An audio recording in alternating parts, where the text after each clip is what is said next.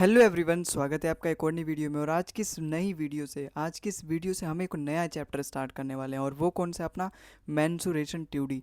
देखो, इससे सवाल तो आते हैं, अगर मैं कहूँ तो एक ना एक सवाल तो आपसे ज़रूर पूछा जाएगा आपके प्री एग्ज़ाम में। और इवन आजकल की अगर मैं बात करूँ, जो आज का लेटेस्ट जो एग्ज़ाम हो रहे हैं, जैसे सीजीएल की बात करूँ, तो उसमें मेंसुरेशन 2D और 3D बहुत ट्रेंडिंग में चल रहा है। तो बहुत इंपॉर्टेंट चैप्टर है, हालांकि बड़ा चैप्टर भी, और बहुत ही अच्छे से इसको पढ़ने की ज़रूरत भी है, क्योंकि बहुत इंपॉर्टेंट ऐसे कंसेप्ट हैं। और थोड़ा सा कॉम्प्लेक्स चैप्टर है ये, ठीक है? तो इसको ध्यान से आप पढ़ना। आज का ये अपना क्लास वन है, बिल्कुल मैं बेसिक से स्टार्ट करूँगा। आपको एकदम मतलब कोई भी ऐसा ज़रूरत नहीं है डरने की कि मुझे इसका बेसिक नहीं पता, मुझे ये नहीं पता कि ये चैप्टर मुझे पढ़ना चाहिए या फिर स्किप करना चाहिए। देखो, स्किप तो कोई भी चैप्टर मत करो, क्योंकि किस्मत आपकी मतलब नहीं पता आपको कौन सा चैप्टर सबसे ज़्यादा पूछा जाए, या फिर जब अगर सिलेबस में है तो किसी से भी एग्जामिनर, आपने अगर देखा नहीं अभी लेटेस्ट पैटर्न, इसमें दो दो तीन तीन सवाल इस चैप्टर से आए, तो आप स्किप नहीं कर सकते किसी भी चैप्टर को। ये one of the important chapter में से एक है, ठीक है? तो स्टार्ट करते हैं अपने इस चैप्टर को। देखो, मेंसुरेशन 2D। अब इस चैप्टर के अंदर पढ़ने के बारे में, तो इसके चैप्टर के अंदर के जो हम पढ़ेंगे मेंसुरेशन 2D के बारे में, मतलब उस चैप्टर के अंदर जो भी चीज़ें हैं, कंसेप्ट वगैरह, उसके बारे में पढ़ने से पहले सबसे पहले तो आप ये जानो कि मेंसुरेशन 2D क्या होता है। भाई, हम कोई भी चैप्टर पढ़ते हैं, जैसे ट्रिग्नोमेट्री पढ़ते हैं, परसेंटेज पढ़ते हैं, इन नाम से मुझे पता चल जा रहा है कि चलो ट्रिग्नोमेट्री मतलब मतलब ट्राइंगल, और मेजरमेंट मेट्री मतलब मेजरमेंट, ठीक है? और परसेंटेज से मुझे पता चल जा रहा है कि हम परसेंटेज, रेशो से मुझे पता चल जा रहा है, टाइम स्पीड एंड डिस्टेंस से मुझे पता चल जा रहा है कि वहाँ पे मैं टाइम स्पीड एंड डिस्टेंस है। लेकिन यहाँ पे मेंसुरेशन का मतलब क्या है? देखो, मेंसुरेशन कोई भी नहीं बता सकता मेंसुरेशन का मतलब क्या है, वही बता सकता है जिसको इसका मतलब पता है। अगर आपको नहीं पता तो जान लो। देखो, मेंसुरेशन का मतलब होता है शेप्स या फिर साइजेस के बारे में, मुझे उसके बारे में पढ़ना है। शेप्स या फिर साइज के बारे में, मतलब इसमें क्या है ना, अलग अलग फिगर के बारे में दिया रहेगा, या फिर अलग अलग आपके सामने फिगर दे दी जाएगी, और उसके शेप से रिलेटेड पूछ लेगा। शेप से रिलेटेड मतलब उसका फिगर जो है वो किस क्या है, उसका साइड क्या है, उसका एरिया क्या है, उसका साइज मतलब उसका एरिया क्या है, उसका पेरीमीटर क्या है, उसका वॉल्यूम क्या है। तो ये सारी चीज़ें हम मेंसुरेशन 2D में पढ़ेंगे। देखो, 2D का मतलब क्या होता है? 2 डायमेंशन। अब लगे हाथ इस डायमेंशन के बारे में भी हम अच्छे से बात कर लेते हैं। डायमेंशन मतलब उसकी जो लेंथ होती है, ब्रेथ होती है, हाइट होती है, विड्थ होती है, ये सारी चीज़ें होती हैं। जैसे डायमेंशन अगर मैं आपको अच्छे से बताऊं, देखो डायमेंशन क्या होता है। डायमेंशन, देखो डायमेंशन ना, 0 डायमेंशन भी होता है, 1 डायमेंशन भी होता है, 2 डायमेंशन भी होता है, 3 डायमेंशन भी होता है। ये वाला चैप्टर अपना 2D है, मतलब 2 डायमेंशन वाला होगा। अब 0 डायमेंशन मतलब कौन सा होगा? जो 0 डायमेंशन होगा, जैसे अपना पॉइंट है। अब ये डायमेंशंस होते क्या है? लेंथ, ब्रेथ और हाइट। 3 डायमेंशन होती है अपनी, लेंथ होती है, ब्रेथ होती है और हाइट होती है। अब अगर मैं बात करूँ इस पॉइंट की, तो आप यहाँ पे देखोगे ना ही यहाँ पर इसकी लेंथ है कोई सी, ना ही यहाँ पे इसकी कोई लेंथ है, ना ही कोई ब्रेथ है, या फिर ना ही कोई हाइट है। मतलब इसकी जो लेंथ है, ब्रेथ है, हाइट है, वो एकदम ना के बराबर, नेग्लिजिबल है। इसलिए मैं इसको क्या कंसीडर करता हूँ? इसलिए मैं इसको कंसीडर करता हूँ 0D। 0D मतलब इसकी 0 डायमेंशन है। अगर मैं वहीं पे आपके दूसरा एग्जाम्पल अगर आपके सामने रखूँ, तो वो है अपना 1D। 1D का मतलब उसके पास केवल एक ही डायमेंशन होगा। अब वो डायमेंशन कौन सा होगा? जैसे अगर मैं कोई एक एग्जांपल दे दूं, कोई क्या, एक ही एग्जांपल है अपना, कोई लाइन है, ठीक है? अब अगर आप यहाँ पे देखोगे, तो इसकी लेंथ, ब्रेथ और हाइट में से केवल और केवल आप यहाँ पे पाओगे कि इसकी केवल और केवल लेंथ है, ना ही इसकी ब्रेथ है, ना ही इसकी हाइट है। तो ये क्या हो गया? अपना 1D हो गया। अब हम मेंसुरेशन 2D पढ़ने वाले हैं, तो 2D के बारे में जानते हैं कि 2D आखिर क्या होता है। 2D मतलब उसकी 2 डायमेंशन है, मतलब लेंथ, ब्रेथ और हाइट में से उसकी 2 डायमेंशन होगी, उसकी लेंथ भी होगी, उसकी ब्रेथ होगी, लेकिन उसकी हाइट नहीं होगी। इसका एग्जांपल अगर मैं दूं, तो आप जितने भी ऐसे फिगर होते हैं जिसको आप पेपर पे ड्रॉ कर सकते हो, जैसे 3D फिगर, जैसे क्यूब हो गए, क्यूबॉइड हो गए, कौन हो गए, सिलेंडर हो गए, बेलन हो गए, ये सभी क्या है? 3D फिगर है। मतलब इसको मैं पेपर पे ड्रॉ नहीं कर सकता। हालांकि ऐसे मैं उसको चलो ड्रॉ कर देता हूँ दिखाने के लिए, लेकिन 2D फिगर का एक हाइट भी होता है जो पेपर पे रिप्रेजेंट में नहीं कर सकता। और 2D फिगर जैसे अपने ये स्क्वायर हो गया, रेक्टेंगल हो गया, या फिर सर्कल हो गया, ट्राइंगल हो गया, या फिर आपके ये पैरेललोग्राम हो गए, या फिर रोम्बस हो गए, काइट हो गए, ये सभी क्या अपने 2D फिगर है। क्यों? क्योंकि इनकी केवल और केवल लेंथ होती है, ब्रेथ होती है, हाइट नहीं होती। अच्छा, जिनकी हाइट हो जाती है वो अपने 3D फिगर होते हैं। 3D फिगर, तो अगर मैं यहाँ पे अपना चौथा ड्रॉ करूँ, तो 3D फिगर हो जाएंगे वो। 3D फिगर में लेंथ, ब्रेथ और हाइट उसकी तीनों दी रहेगी। जैसे इसका भी अगर मैं एग्जांपल समझाऊं, जैसे अपना ये क्या हो गया? अपना ये कोन हो गया। आप अगर देखोगे, तो ये वाली चीज़ें क्या हो गई? उसकी हाइट हो गई, मतलब ये वाली चीज़ें क्या हो गई? हाइट हो गई। हालांकि इसको स्लाइंट हाइट बोलते हैं। आप इसमें देखोगे, इसकी विड्थ भी होती है, इसकी कुछ लेंथ होती है, इस तरीके से, मतलब इसकी लेंथ भी होती है, ब्रेथ भी होती है, हाइट भी होती है। आप क्यूब को ही देख लो, जैसे ये क्या अपना एक क्यूब है, तो आप देखोगे इसकी 3 डायमेंशन है। जैसे ये वाली चीज़ क्या हो गई, इसकी हाइट हो गई, ये वाली चीज़ क्या होगी, इसकी ब्रेथ हो गई, और ये वाली चीज़ क्या हो गई, इसकी लेंथ हो गई। तो 3D फिगर में हमारी लेंथ भी होती है, ब्रेथ भी होती है और हाइट भी होती है। तो ये तो आपने जान लिया कि 2D फिगर क्या होता है, 3D फिगर होता है, 3D figure, 1D figure, 0D figure हो गया, क्या हो गया, क्या होता है मेंसुरेशन 2D में। हम 2D फिगर के बारे में बात करने वाले हैं क्योंकि चैप्टर का नाम ही मेंसुरेशन 2D है। तो आई होप अब आपको पता चल चुका होगा कि मेंसुरेशन 2D का मतलब क्या है और इसके बारे में इस चैप्टर में हम किस चीज़ के बारे में पढ़ने वाले हैं। मेंसुरेशन मतलब शेप्स एंड साइजेस के बारे में किसी फिगर के, और 2D मतलब 2 डायमेंशन। 2 डायमेंशन मतलब उसकी लेंथ तो ब्रेथ होगी, हाइट नहीं होगी। हाइट वाला जब हम हाइट इंक्लूड कर लेंगे तो अगले चैप्टर में पढ़ेंगे मेंसुरेशन 3D के बारे में, ठीक है। अब जो भी फिगर्स आपकी होती है ना, उसकी यहाँ पे सबसे पहले बेसिक टर्म आप जानो पेरीमीटर के बारे में, कि एक्चुअली में पेरीमीटर क्या होता है। देखो आप बचपन से पढ़ते आ रहे हो perimeter of square, perimeter of triangle, perimeter of rectangle, लेकिन आज एकदम अच्छे से जानोगे कि एक्चुअली ये पेरीमीटर, वहाँ तो आप फॉर्मूले रट लेते थे कि रेक्टेंगल का जो ये फॉर्मूला होता है इसका पेरीमीटर होता है 2 × L + B, ठीक है। या फिर अगर मैं स्क्वायर की बात करूँ तो इसका जो पेरीमीटर होता है वो 4 × साइड होता है। और अगर मैं ट्राइंगल की बात करूँ तो इसका जो पेरीमीटर होता है वो सम ऑफ ऑल साइड होता है। लेकिन आज तक बहुत ही कम बच्चों को पता है कि एक्चुअली में जो पेरीमीटर है उसका एक्चुअल मीनिंग क्या होता है। मैं अगर ये फॉर्मूला नहीं जानता, मुझे फॉर्मूला आखिर ये फॉर्मूला आया कहाँ से या फिर ड्राइव कहाँ से हो, अगर मैं ये नहीं जानता इसका फॉर्मूला, तो मैं कैसे पहचानूंगा कि इसका पेरीमीटर ये होगा। देखो पेरीमीटर जो होता है ना, पेरीमीटर का मतलब क्या होता है आज अच्छे से समझो। पेरीमीटर होता है उसकी जो भी बाउंड्री है ना उसका टोटल लेंथ। समझ में आया, टोटल लेंथ। सपोज अगर ये है अपने पास, ये क्या, मैं एक ट्राइंगल का एग्जांपल ले रहा हूँ और रेक्टेंगल का एग्जांपल ले रहा हूँ। जैसे वो क्या है, उसकी लेंथ है, ये उसकी क्या है, ब्रेथ है। अब पेरीमीटर मैंने आपको क्या बताया, उसकी टोटल बाउंड्री का लेंथ, टोटल बाउंड्री का लेंथ। लेंथ का मतलब क्या है, जैसे ये वाली चीज़ है ना, ये जो टोटल ये वाली जो चीज़ है, इसका ये पूरा, इसका पूरा मेजरमेंट अगर मैं करूँगा, पूरा अगर मैं इसका पूरा टोटल बाउंड्री का लेंथ अगर मैं फाइंड करूँगा तो ये क्या निकल के आ जाएगा, मेरे पास पेरीमीटर निकल के आ जाएगा। जैसे अगर मैं इस वाले पर्टिकुलर फिगर, पर्टिकुलर रेक्टेंगल की अगर मैं फाइंड करने की कोशिश करूँ, तो देखो ये वाली जो, हालांकि रेक्टेंगल की मुझे एक प्रॉपर्टी भी पता है, नहीं पता तो जान लो, जो सामने वाली साइड होती है, अपोजिट साइड्स, वो तो बराबर होती है क्योंकि मैंने ये रेक्टेंगल का एग्जांपल लिया है।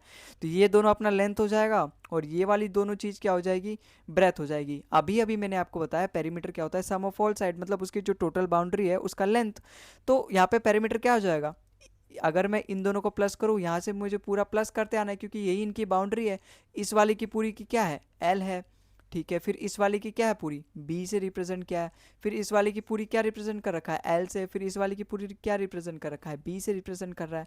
तो जब आप यहाँ पे सम करोगे तो क्या आएगा, 2L प्लस में 2 भी आएगा बिल्कुल, और यहाँ से आप 2 कॉमन ले सकते हो, 2 × L प्लस भी आ गया।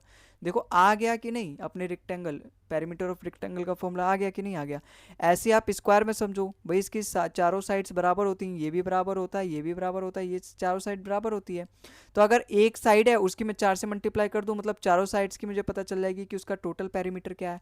अब ट्राइंगल में तो बहुत ईजी है कि सम ऑफ ऑल साइड, मतलब उसकी जितने भी साइड है, सपोज यहाँ पे ये 3 दे रखा है, यहाँ 4 दे रखा है, यहाँ 5 दे रखा है, तो अगर मुझे इसका पेरीमीटर निकालना है तो मैं इसकी 3 + 4 + 5 कर दूंगा, तो यहाँ पे 9 3 12 आ जाएगा। 12 या अगर वो सेंटीमीटर उसकी यूनिट रही होगी तो यहाँ पे सेंटीमीटर में अपना आंसर आ जाएगा कि उसका पेरीमीटर क्या है, 12 सेंटीमीटर है, ठीक है। तो आई होप अब सर्कल के केसेस में, भाई सर्कल अपना एक अलग ही फिगर है, ठीक है। मतलब ये सारे इसमें क्या साइड्स होती हैं, लेकिन सर्कल में साइड्स नहीं होती, तो इसके पेरीमीटर को ही हम बोल देते हैं सरकमफ्रेंस। इसके भाई फेरेंस का मतलब क्या है, उसकी टोटल बाउंड्री, और यहाँ पे सरकम्स का मतलब क्या है कि सर्कल की टोटल बाउंड्री का लेंथ, ठीक है। अब इसका एक अलग ही फॉर्मूला बना दिया है क्योंकि यहाँ पे साइड्स वगैरह है नहीं कि आप यहाँ पे 4 × साइड करो, 3 × साइड करो, 2 × L + B करो, लेंथ ब्रेथ तो है नहीं यहाँ पे। तो यहाँ पे सरकमफ्रेंस का एक अलग ही फॉर्मूला बना दिया, वो क्या है, 2πr, ठीक है। यहाँ पे r का मतलब क्या है, रेडियस होता है, ठीक है। और ये 2π का मतलब पाई की वैल्यू क्या होती है, 3.14 या फिर 22/7। तो ये क्या होती है, इनकी वैल्यू होती है। तो आई होप अब आपको समझ में आया होगा बिल्कुल अच्छे से कि पेरीमीटर क्या है, और अब आप कभी भी नहीं भूलोगे। लगे हाथ आप एरिया के बारे में भी समझ लो कि एरिया क्या होता है, क्योंकि यही सारी चीज़ें जो हम अपने इस पूरे चैप्टर में करने वाले हैं। पेरीमीटर फाइंड करेंगे, एरिया फाइंड करेंगे, अलग अलग डाटा दिया रहेगा उससे हम फाइंड करने की कोशिश करेंगे। तो एरिया क्या होता है, देखो एरिया होता है ना, उस फिगर ने टोटल कितना स्पेस ऑक्यूपाई किया है, स्पेस ऑक्यूपाई किया है, टोटल स्पेस उसने एक्चुअली में कितना ऑक्यूपाई किया है। जैसे अगर मैं कोई भी एक एग्जांपल दूँ, सपोज ये है अपने पास एक ट्रायंगल है, अगर मैंने अपनी स्क्रीन पे ये ट्रायंगल को ड्रॉ किया ना, तो एरिया का मतलब क्या है कि इसने ये जो टोटल यहाँ से जो एरिया लिया है पूरे मेरे स्क्रीन पे, अब भले उसने कितना भी लिया होगा, वो उसका क्या है, एरिया है, वो क्या है, उसका एरिया है। जैसे अगर मैंने यहाँ पे सर्कल ड्रॉ कर दिया ना, तो ये इसने इसने मेरे स्क्रीन पे ये कितना जगह लिया, ये इस सर्कल का एरिया है। वॉल्यूम आप ये मत समझ आना कि वॉल्यूम कितना जगह लेता है वो वॉल्यूम होता है, नहीं, वॉल्यूम का मतलब होता है कि उसके अंदर में कितना सामान पैक कर सकता हूँ, कितना सामान रख सकता हूँ, वो होता है वॉल्यूम। एरिया क्या होता है कि उस पर्टिकुलर फिगर ने कितना जगह लिया है। अगर मैं उसको यहाँ रख दूँ या फिर स्क्रीन पे अगर मैं ड्रॉ करूँ, 2D की बात करूँ तो स्क्रीन पे अगर मैं ड्रॉ करूँ, पेज पे ड्रॉ करूँ, तो उसने एक्चुअली मेरे पेज पे कितना जगह लिया है, वो क्या होता है, उसका एरिया होता है। पेरीमीटर तो मैंने आपको बता दिया कैसे फाइंड करते हैं, पेरीमीटर के बारे में बता दिया क्या होता है पेरीमीटर, उसको फाइंड करने का तरीका बता दिया कि सम ऑफ ऑल साइड कर लो और तब आपका पेरीमीटर आ जाएगा। रेक्टेंगल के केस में आपको फॉर्मूला पता चल गया, ठीक है। यहाँ पे आपको ये भी पता चल गया, देखो रेक्टेंगल के केस में आपको पता चल गया कि उसका फॉर्मूला क्या है, स्क्वायर के केस में पता चल गया उसका फॉर्मूला क्या है, ट्रायंगल के केस में आपको पता चल गया, और लगे हाथ आपको सर्कल के बारे में पता चल गया कि इसके पेरीमीटर का एक्चुअली में फॉर्मूला क्या है। लेकिन व्हाट अबाउट एरिया, एरिया का फॉर्मूला क्या है भाई, एरिया हम कैसे फाइंड करेंगे। देखो एरिया को फाइंड करने के लिए ना कई सारे मेथड है, जिसमें से दो सबसे पॉपुलर है, और उन दो मेथड के बारे में मैं आपको बताऊंगा। कई सारे का मतलब यहाँ पे दो मेथड है जो मेन मेथड है, जो आपके काम आएगा, और बहुत ज़्यादा हम इसी को यूज़ करेंगे अपने इस चैप्टर में। जो पहला मेथड है वो है हमारा Heron's formula. Heron's formula, Heron's formula. देखो एरिया का मतलब आप समझ गए कि एरिया क्या होता है, उस ट्राइंगल ने या फिर उसने कितना हमारा। अच्छा एक बात और आप समझो, जैसे अपना ये जो मेंसुरेशन 2D है ना, जैसे अपने हमने यहाँ पे 2D फिगर की बात करी, ठीक है, यहाँ पे हमने 2D फिगर की बात करी, जितने भी अपने 2D फिगर हैं। और यहाँ पे मेंसुरेशन की अगर मैं बात करूँ तो यहाँ पे 4-5 फिगर होते हैं जिनके बारे में हम पर्टिकुलर अपने मेंसुरेशन 2D में बात करने हैं। सबसे पहला क्या अपना ट्राइंगल, ठीक है, क्योंकि ये अपना एक 2D फिगर है, ट्राइंगल हो गया। दूसरा अपना क्या होगा, क्वाड्रिलेटरल। क्वाड्रिलेटरल का मतलब ऐसे फिगर जिनकी 4 साइड होती हैं। तो अब इसमें हमारे कौन कौन से आ जाएंगे, इसमें आ जाएंगे हमारे स्क्वायर आ जाएगा, रोम्बस आ जाएगा, रेक्टेंगल आ जाएगा, वो सारी अपने क्वाड्रिलेटरल के ही अंदर आ जाते हैं, ठीक है। तीसरा क्या होगा अपना सर्कल, तीसरा होगा अपना यहाँ पे सर्कल। अच्छा चौथा क्या होगा, चौथा आप बताओ, कोई सा भी पॉलीगन, ठीक है, कोई सा भी पॉलीगन। अब चलते हैं, तो यहाँ पर ये जो हीरोन्स फॉर्मूला है ना, हम सबसे पहले पढ़ेंगे ट्राइंगल के बारे में, ठीक है, फिर उसके बाद हम सर्कल पढ़ेंगे, फिर उसके बाद हम क्वाड्रिलेटरल पढ़ेंगे, फिर उसके बाद सर्कल, फिर उसके बाद पॉलीगन। तो सबसे पहले हम यहाँ पे ट्राइंगल के बारे में पढ़ते हैं। अब ट्राइंगल का एरिया फाइंड करना मैं सबसे पहले आपको बताऊंगा कि ट्राइंगल का एरिया कैसे फाइंड करते हैं। तो पहला मेथड है अपना हीरोन्स फॉर्मूला। हीरोन्स फॉर्मूला क्या कहता है, हीरोन्स फॉर्मूला क्या कहता है, या फिर इसका फॉर्मूला क्या है। देखो पेरीमीटर मैंने आपको निकालना सिखाया, पेरीमीटर ही यहाँ पर आपको काम आएगा। जैसे कोई भी अपना ये क्या है, मेरे पास एक ट्राइंगल है, अब इसका पेरीमीटर मैंने आपको क्या बताया, सम ऑफ ऑल साइड। जैसे ये ए है, ये बी है, ये सी है। ए की जो सामने वाली साइड है उसको हम ले लेते हैं स्मॉल ए, बी के जो सामने वाली साइड है उसको हम ले लेते हैं स्मॉल बी, और सी के जो सामने वाली साइड है उसको हम ले लेते हैं स्मॉल सी। अब अगर मुझे इसका पेरीमीटर निकालना है इस पर्टिकुलर ट्राइंगल का, तो यहाँ से पर्टिकुलर ट्राइंगल का पेरीमीटर क्या आएगा, जब मैं इन तीनों साइड्स का सम कर दूंगा, ए प्लस बी प्लस सी, क्योंकि पेरीमीटर होता है सम ऑफ ऑल साइड। लेकिन हीरोन्स फॉर्मूला का जो फॉर्मूला है ना, जो एरिया निकालने वाला फॉर्मूला है, वो तो ये है। आप अपनी कॉपी में लिख लो, इसको याद करने की जरूरत पड़ेगी आपको, हालांकि याद करने की जरूरत नहीं पड़ेगी, जब हम इस पर कई सारे क्वेश्चन बनाएंगे तो आपको आराम से अपने आप रट जाएगा। तो हीरोन्स फॉर्मूला क्या कहता है, कोई भी सेमी पेरीमीटर है और उसको इस तरीके से करना है, तभी जाके हमारा एरिया आएगा। इस फॉर्मूले में आप रख दो, उसका एरिया मुझे पता चल जाएगा, S into s minus a, s minus b, और एस माइनस सी, ठीक है, और उसका मुझे अंडर रूट लेना है। अब यहाँ पे एस क्या है, यहाँ पे ये जो एस है ना, इसका मतलब कुछ और नहीं है, इसका मतलब है semi perimeter. Semi perimeter, semi perimeter से आप क्या समझते हो बताओ भाई, पेरीमीटर मतलब फुल पेरीमीटर, सेमी पेरीमीटर मतलब आधा पेरीमीटर। इसका मतलब जो भी पेरीमीटर है मेरे पास, जो भी पेरीमीटर ये निकल के आया ए प्लस बी प्लस सी, उसका मैं हाफ कर दूंगा, ए प्लस बी प्लस सी, उसका अगर मैं हाफ कर दूंगा तो मेरे पास एस की वैल्यू आ जाएगी। तो यहाँ से मेरे पास एस की वैल्यू आ जाएगी, एस माइनस ए, जो भी मेरी ए की वैल्यू दे रहेगी उसमें से, उसको मैं एस में से माइनस कर दूंगा, जो भी बी की वैल्यू दे रखी रही होगी उसको मैं एस में से माइनस कर दूंगा, और सी को एस में से माइनस कर दूंगा, तो मुझे एस माइनस बी और एस माइनस सी की वैल्यू मिल जाएगी। अगर मैं आपके सामने एक एग्जांपल रखता हूँ, ठीक है, सपोज एक एग्जांपल रखता हूँ, यहाँ पे तो नहीं है मेरे पास, चलो एक ऐसी ड्रॉ कर लेते हैं, ठीक है। अपने पास ये क्या है, एक ट्राइंगल है अपने पास एक, और इसकी मैंने अलग अलग यहाँ पे साइड ले ली है। जैसे ये क्या अपने पास 4 सेंटीमीटर है, ये अपने पास 10 सेंटीमीटर है, और ये अपने पास 7 सेंटीमीटर है। अब मुझे इसका एरिया फाइंड करना है कि एक्चुअली में इसका एरिया क्या होगा। पेरीमीटर बताओ पहले, सबसे पहले पेरीमीटर क्या होगा भाई? पेरीमीटर तो सम ऑफ ऑल साइड 7 4 11, 11 10 21, तो 21 सेंटीमीटर क्या हो जाएगा? इसका पेरीमीटर हो जाएगा। अब एरिया कैसे निकालोगे? इसकी तीनों साइड्स अलग अलग है ना। अभी मैं आपको एक और फॉर्मूला बताऊंगा एरिया निकालने का, जिसमें आप पाइथागोरस थ्योरम का हम यूज़ करेंगे। पाइथागोरस 3+ से आप फाइंड कर सकते हो, उसका एरिया डायरेक्टली फाइंड कर सकते हो बिना फॉर्मूला के। लेकिन यहाँ पे सबसे पहले हम हीरोन्स फॉर्मूला का यूज़ करते हैं। अब हीरोन्स फॉर्मूला क्या कहता है? हीरोन्स फॉर्मूला कहता है under root s into s minus a, s minus b और s माइनस सी। अब यहाँ पे s निकालने का मतलब क्या है? पेरीमीटर का हाफ कर देना, क्योंकि s का मतलब होता है अपना सेमी पेरीमीटर। s का मतलब क्या होता है? अपना सेमी पेरीमीटर, जो कि हम s से डिनोट करते हैं। तो जो टोटल पेरीमीटर आया, जो कि कितना आया? 21। 21 को मैं 2 से डिवाइड कर देता हूँ। देखो यहाँ से अगर मैं 2 से डिवाइड करूँ तो पॉइंट में आ रहा है, तो मैं यहाँ पे 8 ले लेता हूँ, ठीक है, ताकि आपको, मेरे को तो बस आपको समझाना है कि इसका एरिया कैसे निकाले। तो ये अपना पास 22 हो जाएगा, है ना। तो यहाँ पर ये हो जाएगा 22। अब जब मैं इसको 2 से डिवाइड करूँगा तो ये क्या आ जाएगा? अपना 11 सेंटीमीटर आ जाएगा। तो यहाँ पर अपने पास सेमी पेरीमीटर आ गया। अब जब मैं इसको फॉर्मूले में यहाँ पे रखूँगा सेमी पेरीमीटर, तो यहाँ पे s की वैल्यू कितनी आई? मेरे पास 11 आई है।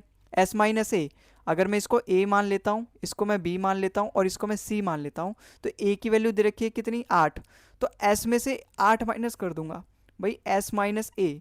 अब s की वैल्यू कितनी है? 11, और a की वैल्यू कितनी है? 8। तो 11 में से 8 माइनस करूंगा 3, तो s माइनस ए की वैल्यू मेरे पास कितनी आ जाएगी? 3 आ जाएगी। ऐसी s माइनस बी, b की वैल्यू कितनी है? 4। 4 अगर मैं 11 में से माइनस करूंगा कितना आएगा? 7। तो यहाँ पे अपना 7 आ जाएगा। ऐसी s माइनस सी की वैल्यू कितनी है? 10। 10 अगर मैं 11 में से माइनस करूँ तो 1 आएगा। तो यहाँ पर ये मेरे पास फॉर्मूला, मतलब मैंने फॉर्मूला में रख दिया, यहाँ से मुझे पता चल जाएगा इस टोटल ट्राइंगल का एरिया कितना है।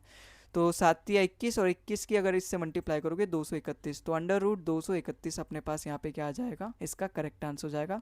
और सेंटीमीटर स्क्वायर, क्योंकि यहाँ पे सेंटीमीटर है। एक बात और याद ध्यान रखना, जो एरिया होता है ना, उसके जो यूनिट होती है उसके ऊपर हमेशा स्क्वायर चढ़ता है। क्योंकि अगर मैं यहाँ पे सपोज एक उसका भी एग्जांपल दूं, ट्राइंगल का या फिर रेक्टेंगल का लेके एग्जांपल दूं। रेक्टेंगल क्या होता है? ये होता है l इंटू बी होता है। तो एक्चुअली में इन दोनों की मल्टीप्लाई की जाती है उसकी एरिया फाइंड करने के लिए। तो आप यहाँ पे कुछ l सेंटीमीटर रहेगा, यहाँ पे कुछ b सेंटीमीटर रहा होगा, तो l इंटू बी तो l इंटू बी ही हो जाएगा, लेकिन सेंटीमीटर दो दो बार है तो सेंटीमीटर का स्क्वायर हो जाएगा। ऐसे जब आप यहाँ पे एरिया फाइंड करो, किसी का भी एरिया फाइंड करोगे ना, तो उसकी जो यूनिट होती है स्क्वायर होती है। अगर मीटर होगा तो वो मीटर स्क्वायर होगा, सेंटीमीटर होगा तो वो सेंटीमीटर स्क्वायर होगा, और हेक्टेयर में भी हम इसका यूनिट लेते हैं, ठीक है। हेक्टेयर में भी हम एरिया को नापते हैं। तो हेक्टेयर का मतलब क्या होता है? हेक्टेयर का मतलब होता है 10,000 मीटर स्क्वायर। ये याद रखना, बहुत इंपॉर्टेंट है। कई बार आपको सवाल में हेक्टेयर दे देगा और पूछेगा और ऑप्शन दे देगा मीटर में, तो आपको कनेक्ट भी करने आना चाहिए कि 1 हेक्टेयर 10,000 मीटर स्क्वायर के बराबर होता है। तो यहाँ से आपको ये समझ में आया होगा कि ये हीरोन्स फॉर्मूला एक्चुअली में क्या है। फॉर्मूला आपको समझ में आया होगा किस तरीके से मुझे यहाँ पे डाटा को रखना है। अगला जो अपना मेथड है एरिया को फाइंड करने के लिए, वो है अपना ये वाला half into base into height. जैसे अपने पास कोई भी एक ट्राइंगल है, कोई भी अपने पास एक ट्राइंगल है, सपोज मैंने एक ये क्या लिया, अपने पास एक ट्राइंगल लिया है, और इसकी मैं नेमिंग कर देता हूँ ए बी और यहाँ पे सी है। अब मैं जानता हूँ बी के सामने वाली जो साइड होती है वो स्मॉल बी से डिनोट करते हैं, सी के सामने वाली साइड जो होती है स्मॉल सी से डिनोट करते हैं, और कैपिटल ए के सामने वाली साइड को हम ए से डिनोट करते हैं। इस फॉर्मूले में जब आप देखोगे यहाँ पे अच्छे से, तो half into b into h दे रखा है। बी का मतलब क्या होता है? बेस। और एच का मतलब क्या होता है? हाइट। हाइट मतलब जैसे अगर ये है, अब एक साइड को मैं मान के चलता हूँ, ये वाली मेरी बेस है, मैं मान के चलता हूँ बेस मतलब आधार। तो अगर मैं इस पे से हाइट ड्रॉ करूंगा ना, तो हाइट मतलब होता है एकदम परपेंडिकुलर। मैं इससे एकदम परपेंडिकुलर ड्रॉ करूंगा और जो सामने वाला मेरा पॉइंट है उससे मैं मैच कर दूंगा, टच कर दूंगा। तो ये वाला क्या हो गया? इस BC का क्या हो जाएगा? मेरा हाइट हो जाएगा। मतलब अगर ये A1 है ना, तो ये हो जाएगा A की हाइट, मतलब HA। आया समझ में? ऐसे अगर मुझे इसका, इस पूरे का हाइट करना है, जैसे ये अपने पास AC है, अगर AC अपना पास बेस है, अगर मुझे इसका हाइट ड्रॉ करना है तो मैं यहाँ से लूँगा और इसके ये सामने वाला जो पॉइंट है इस पे से मैं यहाँ पे मैच कर दूंगा, टच कर दूंगा, तो ये इसकी हाइट आ जाएगी, इस AC की हाइट आ जाएगी, जिसको मैं डिनोट कर देता हूँ HB से। अगर मुझे यहाँ पे इस AB की डिनोट करनी है या फिर इस C की हाइट बनानी है, C बेस की, तो मैं यहाँ से एक बीच में लेके आ जाऊँगा। ये हाइट मैंने ड्रॉ कर दी, जिसको मैं डिनोट कर दूंगा HC से। तो ये किसकी हाइट हो गई? इसकी हाइट हो गई। आपको समझ में आया? हाइट मतलब क्या होता है? परपेंडिकुलर टू दैट साइड, मतलब उस साइड पे मैं परपेंडिकुलर एक ड्रॉ करूंगा तो वो उसकी हाइट होती है। अब यहाँ पर यही है, इस फॉर्मूले में अगर मैं रखूँ तो हाफ इंटू, अब बेस कितना दे रखा है? बेस सपोज ये सारी बेस हैं, ये जो भी मैंने साइड्स लिए ये सब बेस होती हैं, और इसके ऊपर ये जो हाइट हम ड्रॉ करते हैं ये सब क्या होता है, हाइट होता है। तो अगर मैं यहाँ पे बात करूँ, एक ही बात करूँ, सपोज यहाँ पे जैसे ये half into base into height होता है, half into base into height होता है। तो अगर मैं यहाँ पे बात करूँ तो हाफ इंटू, अगर मैं सबसे पहले इसकी बात करूँ, BC की बात करूँ, तो इसका बेस क्या है, यहाँ पे A है, इसका बेस A है, और इसकी हाइट कितनी है, इसकी हाइट है HA। तो यहाँ पर मैं इसको ऐसे भी ले सकता हूँ HA। ऐसी ये हमारा बराबर होगा किसके, भाई एरिया को हम तीनों तरीके से निकाल सकते हैं ना, चाहे वो इस साइड से निकालें, क्योंकि एक बार ये बेस का काम करेगा, एक बार ये बेस का काम करेगा, एक बार ये बेस का काम करेगा। इस बेस के लिए अपना हाइट क्या होगा, ये HC। तो एक बार मैं ऐसे भी निकाल सकता हूँ, अपना यहाँ पे बेस क्या है, यहाँ पे C है, तो C अपना बेस हो गया, और उसके पे हाइट कौन सा है, HC हो गया। ऐसे ही आप देखोगे तो B वाले के लिए भी हाइट निकाल सकते हो, स्मॉल b वाले के साथ यहाँ पे HB आ जाएगा। तो यहाँ से आप क्या समझते हो, यहाँ से आप ये चीज़ समझ सकते हो कि मैं एरिया निकाल सकता हूँ इस वाले फॉर्मूले से भी, half into base into height से भी, half into base into height.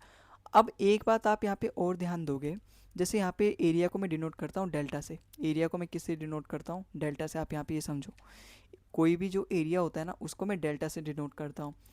भाई एरिया तो मैं जानता हूँ, एरिया का formula half into base into height होता है, ठीक है, मैं एरिया का फॉर्मूला जानता हूँ कि half into base into height होता है।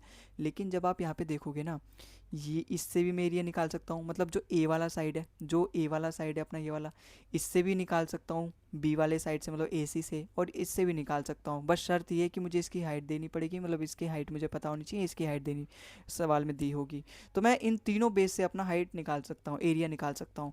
तो जब आप यहाँ पे पाओगे ना, तो इन तीनों से मैं निकाल सकता हूँ, और तीन भाई पूरे ट्रायंगल का एरिया तो एक ही आएगा, ट्रायंगल का तो ओवरऑल एरिया एक ही रहेगा, और वो मैं उसको तीनों तरीके से निकाल सकता हूँ, इससे भी निकाल सकता हूँ, इससे भी निकाल सकता हूँ, इससे भी निकाल सकता हूँ। तो आप यहाँ पे एक चीज़ यहाँ पे कंक्लूड कर सकते हो कि यहाँ पे 1/2 A इंटू HA बराबर होगा 1/2 B इंटू HB, और ये बराबर होगा 1/2 C HC के। समझ में आया मैं यहाँ पे क्या समझाना चाहता हूँ, मैं ये समझाने चाहता हूँ, जैसे अगर ये अपने पास क्या है, जैसे ये है A, ये है B, और ये क्या है अपना C है, तो ये हो गया A, ये हो गया B, और ये हो गया C हो गया। तो अगर मैं इस चीज़ को लूँ, केवल इस वाले साइड को लूँ, तो इस पे अगर मैं यहाँ पे एक हाइट ड्रॉ करूँ, जो कि क्या हो जाएगा H1 से, चलो मैं डिनोट कर देता हूँ। तो इसका मतलब अगर मैं, मेरे पास केवल यही दे रखा है, तो अगर मैं इसका अब हाइट एरिया निकालना चाहूँ तो निकाल सकता हूँ, हाफ इंटू A अगर मैं बेस लूँ, क्योंकि इसका हाइट दे रखा है H1, तो A ले लिया मैंने एक बेस, और उसका हाइट क्या दे रखा है H1 दे दिएगा। तो half into base into height लगा के मैं फॉर्मूला निकाल सकता हूँ इसका एरिया, तो एक यहाँ से मेरे को एरिया निकल जाएगा। अगर मुझे इस C का भी हाइट दे दे सवाल में इस तरीके से, तो यहाँ से अगर मैंने इसका मान लिया H3, क्योंकि C अपना थर्ड प्लेस पे आता है, तो यहाँ से भी ऐसे भी तो निकाल सकता हूँ, half into C into H3, यहाँ से भी मैं एरिया निकाल सकता हूँ। पूरे ट्रायंगल के एक ही एरिया होगा, इसका मतलब मैं इस वाले B वाले से भी एरिया निकाल सकता हूँ, A वाले से भी एरिया निकाल सकता हूँ, और C वाले से भी एरिया निकाल सकता हूँ। तो जब मैं इन तीनों का रेशो लूँगा तो 1 आएगा। या फिर आप यहाँ पे ये जो तीनों चीज़ होती हैं ये क्या होती हैं, फिक्स्ड रेशो होती है, मतलब फिक्स्ड नंबर आएगा। कोई भी अगर यहाँ पे ट्राइंगल है, ठीक है, इससे अगर मैंने एक हाइट यहाँ पे ड्रॉ कर दी, जैसे ये वाला इस वाले साइड का अगर मैंने एक यहाँ पे हाइट ड्रॉ कर दी, इस वाले साइड का मैंने एक हाइट यहाँ पे ड्रॉ कर दी, और इस वाले साइड का मैंने एक हाइट ड्रॉ कर दी, तो उसके साइड से और उसके हाइट का जो रेशो होगा ना, या फिर वो तीनों साइड्स का, जैसे इस वाले साइड्स का हाइट क्या है, ये है, इसका कोरस्पॉन्डिंग हाइट ही है, इस वाले साइड का इसका कोरस्पॉन्डिंग हाइट ही है, और इस वाले साइड का इसका कोरस्पॉन्डिंग हाइट ही है। जब मैं तीनों की मल्टीप्लाई करूंगा उसके साइड और उसके कोरस्पॉन्डिंग हाइट से, तो तीनों का जो एरिया होगा, क्योंकि एरिया निकल के आएगा half into base into height, वो मेरा बराबर आएगा। यहाँ पे आप समझे मैं क्या कहना चाहता हूँ, ठीक है। तो आई होप आपको यहाँ पे समझ में आया होगा कि इन तीनों का जो रेशो होता है वो हमेशा सेम रहेगा। आप एक बात और यहाँ पे नोटिस करो, जैसे यहाँ पर जब मैंने यहाँ पे पाया कि जो डेल्टा है या फिर जो एरिया, अपना डेल्टा एरिया को हम डेल्टा से डिनोट करते हैं, यहाँ पे मेरे पास फॉर्मूला क्या आया, जैसे अपने पास ये एक ट्राइंगल है जहाँ पे इसकी साइड ये क्या है A है, इसकी साइड ये B है, इसकी साइड ये C है। अगर मैं इससे एक हाइट डिनोट करता हूँ, यहाँ पे हाइट रिप्रेजेंट करता हूँ, ये सीधी होती है बिल्कुल, तो ये क्या H1 है। इससे अगर मैं हाइट एक रिप्रेजेंट करता हूँ तो ये क्या H2 है, और इससे अगर मैं हाइट डिनोट करता हूँ यहाँ पे ये क्या है मेरा H3 है। तो यहाँ से मैंने पाया कि जो A इंटू H1 होगा वो बराबर होगा हाफ इंटू B H2 के बराबर होगा, और वो बराबर होगा हाफ इंटू C H3, क्योंकि एरिया तो तीनों का बराबर होगा, चाहे वो मैं C से निकालूं, चाहे A से निकालूं, चाहे मैं B का निकालूं, उनके कोरस्पॉन्डिंग हाइट से मल्टीप्लाई करके, half into base into height करके। तो यहाँ पे जब आप पाओगे ना, तो एक्चुअली में जो अपना डेल्टा है वो डायरेक्टली प्रोपोर्शनल है ए मतलब साइड के और उसके हाइट से। समझ में आया भाई, ये तो कांस्टेंट नंबर है। इसका मतलब ये जो एरिया है वो हमारा डायरेक्टली प्रोपोर्शनल है उसके साइड से। ए का मतलब क्या है, कोई भी उसका एक साइड और उसका कोरस्पोंडिंग हाइट। अब ये तीनों चीज़ तो बराबर है, ये वाली चीज़, ये वाली चीज़, ये वाली चीज़ तो तीनों बराबर ही है, जो कि अपना किसके बराबर आया, डेल्टा के बराबर। अब वो एरिया तो हमेशा फिक्स रहेगा ना, वो एरिया तो हमेशा फिक्स रहेगा, तीनों में वो एरिया फिक्स रहेगा। तो मैं मान के चलता हूँ कोई भी वो आएगा, जो भी आएगा फिक्स्ड रेशो आएगा। वो क्या आएगा, फिक्स्ड रेशो आएगा, क्योंकि वो हमेशा फिक्स आएगा, एरिया तो हमेशा फिक्स आएगा। तो मैं मान के चलता हूँ के आएगा, के मान लो या फिर वन मान लो एक सेकंड के लिए, क्योंकि के वो फिक्स रहेगा। तो मैं उसको डिनोट करने के लिए, आपको बस समझाने के लिए यहाँ पे वन मान लेता हूँ, क्योंकि जब मैं इन तीनों का रेशो लूंगा तो वो कट ही जाएगा, वन वन आएगा। क्योंकि अगर मैं इन तीनों का रेशो लूँ, जैसे हाफ इंटू AH1, और यहाँ पे रेशो लूँ हाफ इंटू AH2, और यहाँ पे रेशो लूँ हाफ इंटू, मतलब ये बी है, ठीक है, CH3। तो अगर मैं इन तीनों का रेशो लूँगा तो 1:1:1 आएगा ना, क्योंकि तीनों से एरिया तो सेम आएगा। अगर ये तीनों साइड और एल्टीट्यूड जो हाइट है वो एक ही ट्रायंगल के, तीनों का रेशो लूँगा तो एक ही आएगा। तो मैंने यहाँ पे मान लिया कि जो यहाँ पर ये चीज़ है ये पूरा अपना किसके बराबर है, वन के बराबर है, ठीक है। तो अब आप यहाँ पे से क्या ऑब्जर्व करोगे, एक चीज़ आपको, बहुत प्यारी सी चीज़ आपको मैं यहाँ पे दिखाऊंगा। देखो, जब मैंने मान लिया अपना जो डेल्टा है, मतलब ये पूरा जो ये वाला जो चीज़ आया है, ये वाला जो पूरा आया है, मैंने इसको किसके बराबर मान लिया, मैंने इसको पूरा मान लिया वन के बराबर, ठीक है। अब जब मैंने इसकी रेशो प्रोपोर्शनैलिटी ली, जब मैंने इसकी प्रोपोर्शनैलिटी ली, जब यहाँ पे देखोगे, जब मैंने इसको प्रोपोर्शनल किया कि जो डेल्टा है वो अपना half into base into height के बराबर होता है, ठीक है। तो जब मैंने यहाँ पे देखा तो डेल्टा आया अपना directly proportional to base into height. क्यों, क्योंकि ये तो कांस्टेंट नंबर है, कांस्टेंट नंबर हम लेते नहीं है जब डायरेक्टली प्रोपोर्शनल करते हैं। अभी डेल्टा को मैंने मान लिया के या फिर वन मान लो, क्योंकि फिक्स रेशो आएगा। तो जब आप यहाँ पे देखोगे ना, जब ये बी को नीचे लेकर आओगे या फिर एच को नीचे लेकर आओगे, तो बी का मतलब क्या होता है, बेस, और ये डायरेक्टली प्रोपोर्शनल आएगा 1/h के। यहाँ से हमें क्या पता चलता है कि जो बेस है और हाइट में क्या रिलेशन है, दोनों में इन्वर्स का रिलेशन है। इसका मतलब अगर बेस बड़ा होगा तो उसकी हाइट क्या होगी, छोटी होगी। एग्जाम्पल से आपको एक समझाने की कोशिश करूं, सपोज एक एग्जाम्पल मैं यहाँ पे लेता हूँ, ठीक है, कोई भी एक एग्जाम्पल मैं लेके आपको अच्छे से समझाता हूँ। जैसे अगर मैंने यहाँ पे एक ट्रायंगल डिनोट किया, यहाँ पर एक मैंने अगर इस तरीके से ट्रायंगल डिनोट किया, तो आप यहाँ पे देखोगे ना, जिस भाई यहाँ से मैंने अभी आपको क्या बताया, जिसकी बेस बड़ी होगी उसकी हाइट छोटी होगी। आप यहाँ पे देखोगे ये वाला जो बेस छोटा है, ये वाला क्या है, बेस छोटा है, इसका मतलब इसकी हाइट क्या होनी चाहिए, बड़ी होनी चाहिए। भाई जिसकी बेस बड़ी होगी उसकी हाइट छोटी होगी, जिसकी बेस छोटी होगी उसकी हाइट क्या होगी, बड़ी होगी। तो आप यहाँ पे देखोगे इसका बेस छोटा है लेकिन इसकी हाइट, हाइट मतलब उस पर मैं परपेंडिकुलर ड्रॉ कर रहा हूँ उसके सामने वाले पॉइंट से, तो उसकी क्या है, इसकी हाइट क्या है, बड़ी है। अगर आप देखोगे ये वाली चीज़, ये वाली जो बेस है ये क्या है, बड़ी है, तो इसकी हाइट क्या होगी, हाइट इसकी क्या होगी, छोटी होगी। तो ये बात बस आपको समझना था, ठीक है। तो आई होप आपको ये समझ में आया होगा, जो भी मैंने यहाँ पे ये सारी चीज़ें बताई, एरिया कैसे फाइंड करते हैं और ये हीरोन्स फॉर्मूला, ये सारी चीज़ें आपको पता चली होंगी। अब यहाँ पे एक क्वेश्चन है जो कि आपको करके दिखाना है। जैसे यहाँ पे इस क्वेश्चन में अगर आप समझोगे तो यहाँ पे क्या बोल रहा है, यहाँ पे बोल रखा है the base triangle is 18.75 centimetre and it's height is 9.6 centimetre, ठीक है। Find the area of triangle, मुझे यहाँ पे एरिया फाइंड करना है। अभी अभी मैं आपको फॉर्मूला बता के आ रहा हूँ कि जो ट्राइंगल का एरिया है उसको फाइंड करने का फॉर्मूला क्या है, half into base into height है, बिल्कुल। तो यहाँ से मुझे बेस भी दे रखा है, बेस कितना दे रखा है, 18.75 सेंटीमीटर दे रखा है, ठीक है, और हाइट कितना दे रखा है, 9.6 सेंटीमीटर दे रखा है। तो अगर मैं यहाँ से पॉइंट हटाऊँ तो यहाँ नीचे 3 जीरो लग जाएगा, बिल्कुल 3 जीरो लग जाएगा। अब अगर मैं यहाँ पे इसको काटूं तो किससे कटेगा, देखो 25 से कट जाएगा, 25 सत्ते 175 और 12 बचा, 25 पंजे 125, ठीक है। ये चला जाएगा 25 चौका 100 और यहाँ पे एज ए जीरो लग जाएगा, 4 से कट जाएगा, 4 धाम 40 और 4 से कट जाएगा 24 बार में, ठीक है। 5 से कट जाएगा, 5 से जाएगा 2 बार में, 5 से जाएगा ये 15 बार में, 2 से जाएगा ये कितने बार में, 2 से जाएगा ये 12 बार में, और फिर से ये 2 से चल जाएगा 6 बार में। तो 15 6 90, इसका मतलब इसका जो एरिया है वो कितना है, 90 सेंटीमीटर स्क्वायर। तो अपना ऑप्शन नंबर बी यहाँ से हमारा बिल्कुल करेक्ट हो जाएगा। अगले सवाल पे चलते हैं। जो भी मैंने आपको बेसिक दिया केवल वही काम आएगा अभी तक, और फिर मैं आगे क्वेश्चन के लिए आपको अगला बेसिक दूंगा। यहाँ पे अगर आप समझोगे, two sides of a triangle are 12.8 metre and 9.6 metre. जैसे अगर अपने पास एक ट्राइंगल है, उसकी दोनों साइड, एक साइड कितनी दे रखी है, 12.8 मीटर दे रखी है, दूसरी साइड अपने पास कितनी दे रखी है, 9.6 मीटर दे रखी है। If the height of a triangle is 12 metre corresponding to the 9.6 metre, 9.6 metre मतलब जो 9.6 मीटर वाली साइड थी ना उसकी कोरस्पॉन्डिंग हाइट कितनी दे रखी है, जैसे 9.6 मीटर वाली साइड ये, इसकी कोरस्पॉन्डिंग हाइट कितनी दे रखी है मेरे, 12 मीटर दे रखी है। तो मुझे फाइंड करना है then what is its height corresponding to the 12.8 metre. मतलब इस 12.8 मीटर वाली हाइट मुझे यहाँ पे फाइंड करनी है। अब यही वाला कंसेप्ट तो मैंने आपको चिल्ला चिल्ला के बताया था कि जो half into base into height है, वो चाहे आप इस वाले साइड से निकालो, इस वाले साइड से निकालो, इस वाले साइड से निकालो, बराबर ही आएगा। इसका मतलब मैं बेस 1 लूँ या फिर और यहाँ पे h1 लूँ, या फिर यहाँ पे बेस दूसरा वाला लूँ h2 वाला लूँ, या फिर यहाँ पे हाफ इंटू बेस तीसरा लूँ और h3 लूँ, बराबर ही आएगा। इनका रेशो लूँगा, हाफ से हाफ कट ही जाएगा। इसका मतलब b1 इंटू h1 bh और bh ये बराबर ही रहेगा। इसका मतलब यहाँ पे आप क्या समझे हो, यहाँ से आप इस फॉर्मूला का कैसे इस कंसेप्ट का यूज़ करोगे, जैसे ये वाला जो बेस है और इसका जो हाइट है जो कि 12.8 दे रखा है उसका बेस, और उसका हाइट में मान के चलता हूँ h, इसी की वैल्यू मुझे यहाँ पे फाइंड करनी है। और ये वाला मुझे बेस दे रखा है 9.6 और उसकी हाइट कितनी दे रखी है 12 मीटर। ये दोनों आपस में बराबर होंगे, क्योंकि इन दोनों से मैं इस ट्राइंगल का एरिया निकाल सकता हूँ, और ट्राइंगल का पूरे ओवरऑल ट्राइंगल का एरिया तो सेम ही रहेगा, चाहे मैं इस वाले बेस से निकालूँ चाहे इस वाले बेस से। तो यहाँ से मेरे पास एक इक्वेशन दे रखी है, एक ही वेरिएबल है h, तो यहाँ पे मैं फाइंड कर सकता हूँ। देखो पॉइंट से तो पॉइंट कट गया, अब 16 से कट रहा है, 16 8 जा 128, 16 6 जा 96, बिल्कुल 12 6 जा 72, 72 को मैं 8 से काट सकता हूँ 9 बार में। तो यहाँ से हाइट कितनी आ जाएगी मेरे पास 9 सेंटीमीटर।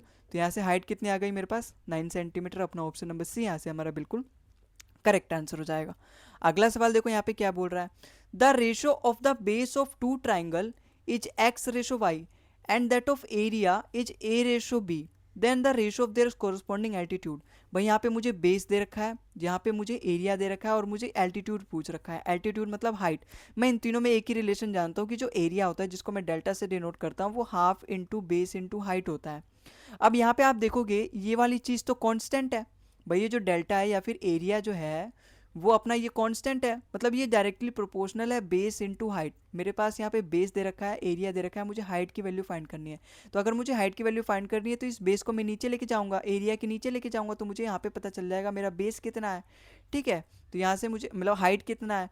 अब एरिया इसने कितना दे रखा है, देखो यहाँ पे रेशो की बात करी गई है। रेशो मतलब वहाँ पे वो डायरेक्टली प्रोपोर्शनल ले रहा है, यहाँ पे कॉन्स्टेंट वगैरह मुझे रिमूव करना पड़ेगा। अगर यहाँ पे कुछ नंबर वगैरह दे के बात करता तो मैं यहाँ पे इसके यूज़ करता, लेकिन वहाँ पे रेशो का बात दे रखा है। इसका मतलब ये चीज़ अब नहीं लेंगे हम, केवल इसका डायरेक्टली वो किस चीज़ पे डिपेंड करता है, क्योंकि रेशो में जो कॉमन नंबर होते हैं वो कट जाते हैं, जो कांस्टेंट होते हैं वो हट जाते हैं रेशो में।